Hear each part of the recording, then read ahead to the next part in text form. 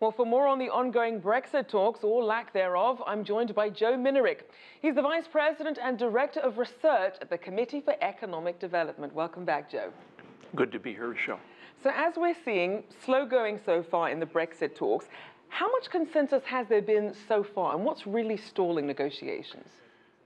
It may be that they're waiting to be backed up against a deadline. They've got 2 years to come to a conclusion.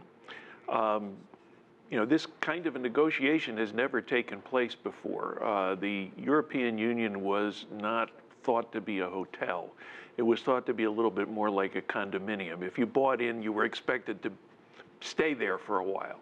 So having to deal with a separation is something that hasn't happened before. You've had years in which Britain and the rest of the Union have forged ties at the business level, people moving across the border, and now all of a sudden people are beginning to figure out how complicated it is to pull those kinds of relationships apart, and it's not going to be easy. Now, we know that the EU was hoping to get some more clarity on May's Brexit stance in her speech to her Conservative Party's conference on Wednesday. Were there any? Not really. The Prime Minister has talked about trying to figure out the financial settlement part of this divorce. There'll be arguing over money as far as that's concerned. But in terms of many of the priorities in the negotiation, Britain has to decide what it really wants. You can argue over control of immigration. You can argue over tariff terms. You can argue over the flow of capital and businesses' rights to operate across borders. Right now, it doesn't seem that Britain has made up its mind what it really wants out of this negotiation. Now, we know one thing that the UK has been pushing for is trying to talk about a free trade deal before everything else. How likely is that, though? Well, it's going to be difficult because part of the EU's perspective on this negotiation is they want to make sure that all of their members are comfortable that Britain is not profiting from leaving the Union. There are issues there relating to where particular EU agencies in Britain are going to go.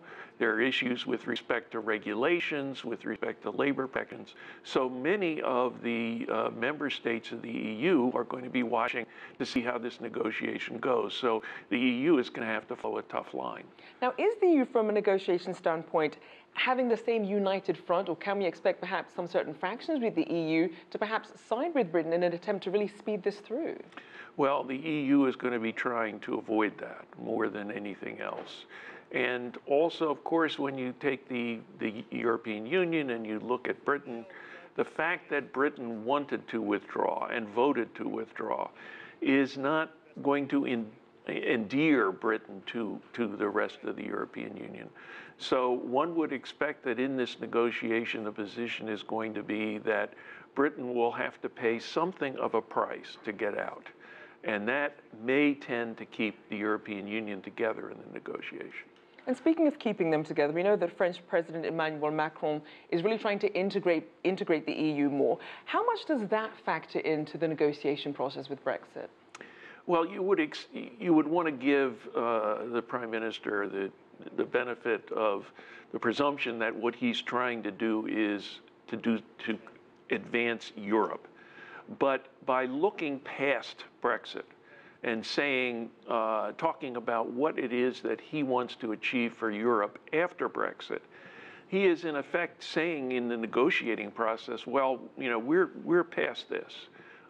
You, Britain, you're going to have to strike a deal. You're going to have to come to us and tell us what it is that you want out of this negotiation. So it probably is not primarily motivated by the negotiation, but it seems to say to Britain, we're strong and we're going to be able to get along without you. Now, this is still early days, relatively early days in this 2-year process. We have May saying no deal is better than a bad deal. If this does potentially keep dragging on until the 11th hour, what sort of impact is that going to have for the economies in the EU and the UK? The one thing that a business will not want to do is to make a commitment to an investment and expansion policy of some sort that might, at the end of this unpleasant negotiation, put capital in place that cannot do business with the rest of Europe. Europe and Britain trade very actively. And it will inhibit decision-making, as does any uncertainty. But the kind of uncertainty that we're talking about here for a British firm or a European firm that is thinking about expanding or establishing new operations in Britain will tend to freeze that decision-making. And so as you get closer and closer to the deadline, it is going to become tougher and tougher for the British economy with that drag and that uncertainty weighing on it. Well, we'll have to leave it there. Thank you, as always, for your insights. Joe Minarik, Vice President and Director of Research at the Committee for Economic Development.